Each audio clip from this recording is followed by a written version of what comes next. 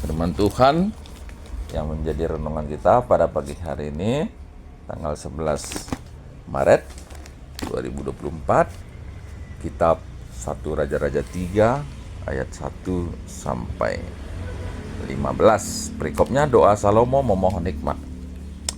Lalu Salomo menjadi menantu Firaun, Raja Mesir. Ia mengambil anak Firaun dan membawanya ke kota Daud sampai ia selesai mendirikan istananya dan rumah Tuhan dan tembok sekeliling Yerusalem.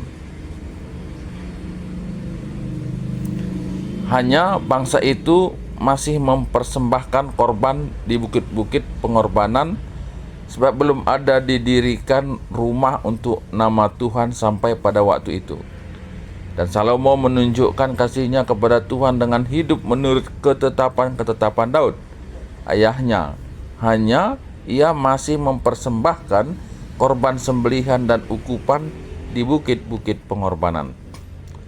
Pada suatu hari raja pergi ke Gibeon untuk mempersembahkan korban, sebab disitulah bukit pengorbanan yang paling besar. 1000 korban bakaran dipersembahkan Salomo di atas mezbah itu. Di Gibeon itu Tuhan menampakkan diri kepada Salomo dalam mimpi pada waktu malam. Berfirmanlah Allah, mintalah apa yang hendak kuberikan kepadamu.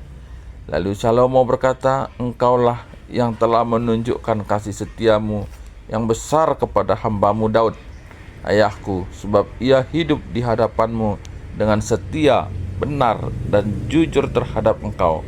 Dan engkau telah menjamin kepadanya kasih setia yang besar itu dengan memberikan kepadanya seorang anak yang duduk di tahtanya seperti pada hari ini. Maka sekarang ya Tuhan, Allahku, engkaulah yang mengangkat hambamu ini menjadi raja menggantikan Daud ayahku, sekalipun aku masih sangat muda dan belum berpengalaman. Demikianlah hambamu ini berada di tengah-tengah umatmu yang kau pilih, suatu umat yang besar, yang tidak terhitung dan tidak terkira banyaknya. Maka berikanlah kepada hambamu ini hati yang paham menimbang perkara untuk menghakimi umatmu dengan dapat membedakan antara yang baik dan yang jahat. Sebab siapakah yang sanggup menghakimi umatmu yang sangat besar ini? Lalu adalah baik di mata Tuhan bahwa Salomo meminta hal yang demikian. Jadi berfirmanlah Allah kepadanya, oleh karena engkau telah meminta hal yang demikian dan tidak meminta umur panjang atau kekayaan atau nyawa musuhmu, melainkan pengertian untuk memutuskan hukum, maka sesungguhnya aku melakukan sesuai dengan permintaanmu itu. Sesungguhnya aku memberikan kepadamu hati yang penuh hikmat dan pengertian, sehingga sebelum engkau tidak ada seorang pun seperti engkau, dan sesudah engkau takkan bangkit seorang pun seperti engkau. Dan juga apa yang tidak kau minta aku berikan kepadamu, baik kekayaan maupun kemuliaan, sehingga sepanjang umurmu takkan ada seorang seperti engkau di antara raja-raja. Dan jika engkau hidup menurut jalan yang kutunjukkan dan tetap mengikuti segala ketetapan dan perintahku, sama seperti ayahmu Daud, maka aku akan memperpanjang umurmu. Lalu terjagalah Salomo. Ternyata ia bermimpi. Sekembalinya ke Yerusalem, berdirilah ia di hadapan tabut perjanjian Tuhan. Dipersembahkannya lah korban-korban bakaran dan korban-korban keselamatan. Kemudian ia mengadakan perjamuan bagi semua pegawainya. Ya, ini yang terjadi saat Salomo awal kepemimpinannya. Ya, dalam perikop ini ada beberapa yang menjadi catatan sebetulnya. Dari ayat 1 dikatakan, lalu Salomo menjadi menantu Firaun, Raja Mesir. Ia mengambil anak Fir'aun dan membawanya ke kota Daud sampai ia selesai mendirikan istananya dan rumah Tuhan di tembok sekeliling Yerusalem. Ya, jadi ini kalau kita lihat dari sejarah Alkitab, sesuatu yang tidak baik sebetulnya. Karena mengambil anak Fir'aun, yang dalam catatan Alkitab, Fir'aun itu adalah penyembah berhala. Nah, kemudian dalam perikop ini ada dialog antara Tuhan dengan Salomo di dalam mimpinya, ya, di Gibeon, tempat memberikan persembahan. Dan ada satu pesan yang perlu kita catat dalam perikop ini, bagaimana Tuhan menyampaikan, memesan, memberikan warning pada ayat 14, dan jika engkau hidup menurut jalan yang kutunjukkan dan tetap mengikuti segala ketetapan dan perintahku sama seperti ayahmu Daud, maka aku akan memperpanjang umurmu. Nah, jadi ada satu pesan ya bagi Daud, bagi Salomo, ya tentu kita juga pada saat ini ya, sesuai dengan nats yang lain, bahwa ketaatan kepada Tuhan ada janji umur yang ditambahkan gitu ya, umur yang panjang. Aku akan memperpanjang umurmu. Ya, jadi ada janji Tuhan.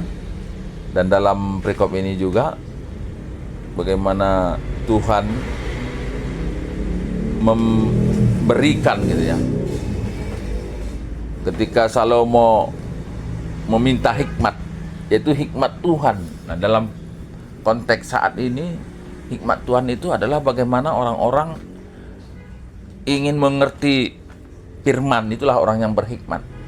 Orang yang berhikmat itu adalah orang yang ingin, yang menggali, mencari, tahu kehendak Tuhan. Ya tentu dalam firman ini. Oleh karena ketika firman ini hidup, bekerja, tumbuh di dalam hati orang itu, maka dari firman-firman itulah muncul hikmat. Hikmat yang melahirkan satu tindakan yang bijaksana seturut dengan firman Tuhan, seturut dengan kehendak Tuhan. Itulah. Nah, jadi orang-orang yang mencari kehendak Tuhan, mengenal Tuhan, maka akan mendapatkan hikmat. Dan orang yang mencari hikmat, dalam perikop ini Salomo meminta hikmat, bukan cuma itu saja yang diberikan.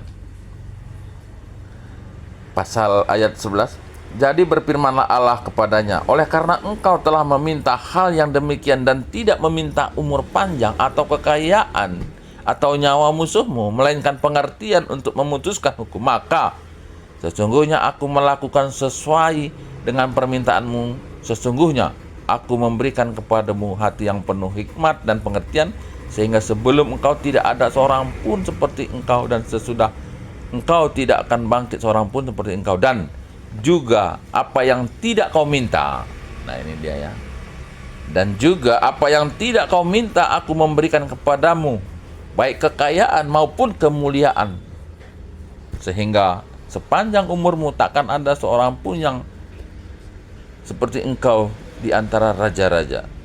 Nah, jadi orang yang mencari hikmat Tuhan, maka bukan cuma hikmat, pengertian yang diberikan, tapi juga kekayaan. Ya. Dan juga apa yang tidak kau minta, aku berikan kepadamu, baik kekayaan maupun kemuliaan.